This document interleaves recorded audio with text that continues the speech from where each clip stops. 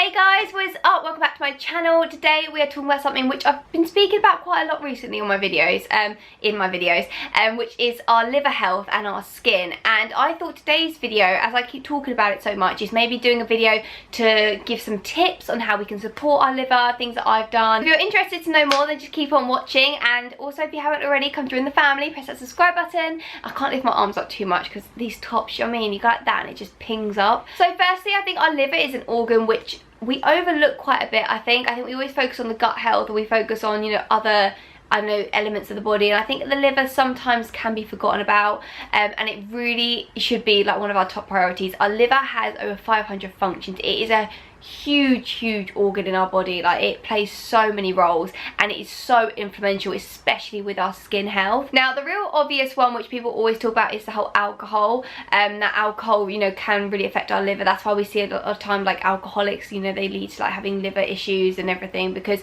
a lot of the storage and a lot of the toxins do get built up in the liver. Our liver is like where a lot of things are metabolized and a lot of things are like filtered and detoxified and all that kind of stuff's going on, so it can hold a lot as well, and that even goes to like stress and emotions and things like that. So definitely the first thing to say, I guess, is that if you do find you drink a lot of alcohol, be mindful of that and the effects it can have on your liver, and definitely listen to some of these tips to see if there's ways that you can support your liver, you know, if you are drinking. But ultimately, obviously, we would like to reduce that down as much as we possibly can. But let's get into some of these tips which you can really start actively doing. So the first thing is cruciferous vegetables. I definitely spoke about this recently in a video. Cruciferous vegetables, they work on the detoxification pathway, and they're things like cauliflowers, Brussels sprouts, broccoli, kale. There's lots of different options you can go for, but yeah, like I said, they work to detoxify, so it's kind of like helping the, let's say, the filtration like system in our body, and this is also going to help with like hormone balance, homeostasis, and obviously all of these things are going to have a direct link with the skin,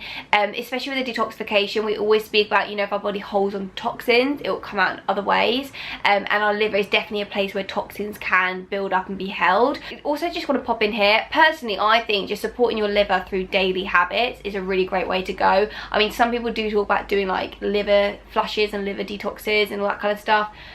It's not really something that I've delved into that much, so I don't really want to form too much of an opinion on it. Personally, I think it's all about doing daily things that you can do every single day to support your liver, and then you're gonna, you know, reap the rewards as well. But yeah, that's the first thing, cruciferous vegetables, and I personally try and get about 2 to 3 cups into my diet per day. I think that's quite a manageable amount. The next thing I want to talk about is something that everyone's just like, for God's sake, it's so over this point, but it is drink much more water. Like, it really does help with the liver, especially, like I said, the whole filtration system. And don't just think about, you know, drinking water and it going through like our urinary system and peeing it out. Like, no, we need water for like our gut health. We need water, you know, to help with excreting all these toxins that are being filtered out. And, you know, for example, with our gut health, a lot of our toxins do come out in our stools as well, so it's really important that we are also keeping hydrated for those reasons, to help move those stools out of our body.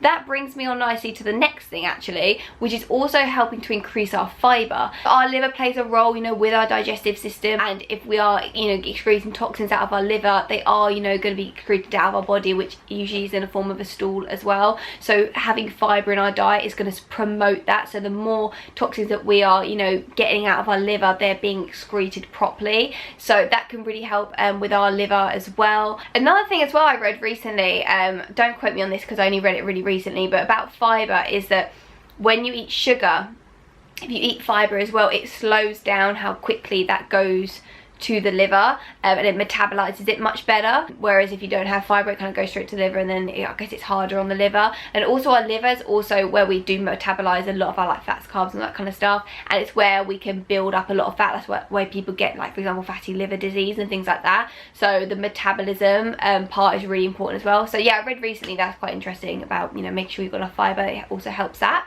There's a couple of herbs that I've personally used in the past which help with liver function as well. The first one is milk thistle, and the second one is dandelion. These are really nice. They're just liver supporting. You can take them in tinctures. That's how I have them. I just put a couple of drops into some water and I drink that. The next thing I want to touch on is medications. Now, first thing first, I'm not saying get off your medication, not what I'm saying. I just want to be, you know, kind of put the awareness out there. So for example, if you have a cold, if you have like a headache, being aware of how often you are taking just general medications as well, and that could be something like a paracetamol, an aspirin, an ibuprofen, whatever it is. But just being wary that you know, of making sure you are supporting your liver if you are having these things. But I just wanted to pop that in there. I don't want to go into this point in too much depth because I think it's a little bit out of my scope. You know, like professionally I'm not qualified to really go down that scope, so I don't want to go into it too far, but it's just something I just want to be aware of, that, you know, if you are taking a lot of these things, also just make sure you are looking after your liver so it's not, you know, having such of a hard job. Another thing, actually, this is really interesting that I learned, and it's actually something that I saw online people were recommending, and it's kind of a bit contradicting. I wanted to see what people were saying to do to support your liver, and one of the things was having grapefruit. Now this is an interesting one because at college I've definitely learned is that grapefruit juice can actually affect one of the, like, some of the enzymes which are what our liver uses to metabolize, you know, for example medications and things like that. And this certain enzyme, it's CPY3A4, I'm pretty sure. Basically it's part of these, it's with the cytochrome P50 family of enzymes basically in our liver, and these all work especially with, for example, taking medications. Grapefruit juice actually inhibits one of the pathways, and the one that I just said, the CYP3A4, it's a little bit technical, but this is really interesting, trust me. It actually inhibits one of those pathways. So if someone has like a full glass of grapefruit juice, it can actually inhibit that pathway and mean that their medication might, like, basically won't work. And medications that this can affect are things like, for example, the pill. It can affect like antibiotics. It can affect, like, there's loads of different ones that it can affect. And I just thought it was so interesting. And when we learned about it, like, for example, with the pill, like, if someone was to take a full glass of grapefruit juice and, you know, have like intercourse like that night, there is a chance they could get pregnant because their pill probably wouldn't have worked, because that grapefruit juice would have deactivated that pathway for that medication to work.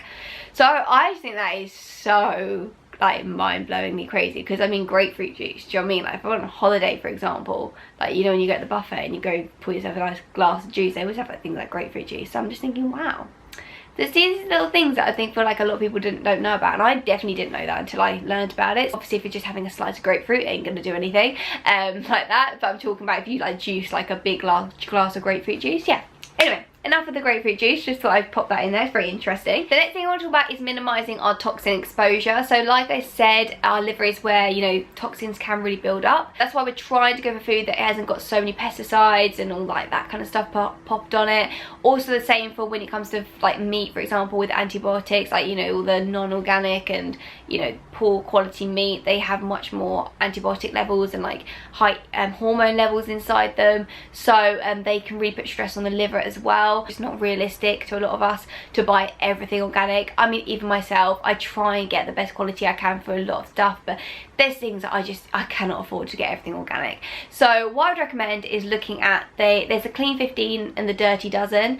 Have a look at those lists, because it'll be different for like where you live, but it will tell you which are the vegetables and like fruits which you can afford to get non-organic, which aren't actually heavily pesticide. And then there's the dirty dozen list, which basically is the ones that they recommend you should try and get organic, because they're the ones that have got heavy use of like pesticides and stuff on them. So definitely look at that sheet if you want a little bit of a direction of where to spend your money organic wise. Now, ending this video on a little bit more of like a lifestyle and away from food tip is actually with our stress levels. So our liver can actually hold a lot of our emotional stress as well. So definitely, you know, just focusing on ways that you can relax, de-stress your body and your mind, or exercise. Exercise is really great for our body in general, so, you know, maybe doing some exercise, that's gonna be really beneficial. If you're into meditation, you know, things like meditation apps you can do, take like even 10 minutes to just relax.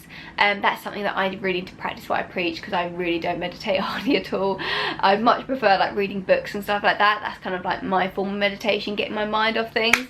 Or podcasts. I love podcasts. Having a nice bath and putting a podcast on, amazing. But anyway guys, that is it for today's video. So they're just a couple of tips I have when it comes to your liver. I mean, there is so many more, and we could probably talk about this topic for hours, but yeah, that's what I'm going to leave it with today. If you want another video on liver, we can definitely do that. So let me know in the comments below what you want to see next, or if there's something else that you want me to do a video on, please let me know in the comments below, because I feel like recently I'm a little bit stuck for ideas, so I could really do with some suggestions. Anyway guys, thank you so much for watching. If you haven't already, like I said, press the subscribe button to join the family. If you're my side right now, I'll pop a video if you want to go see more from me and my face. But have a wonderful day guys, and I'll see you in my next video. Mwah. Bye.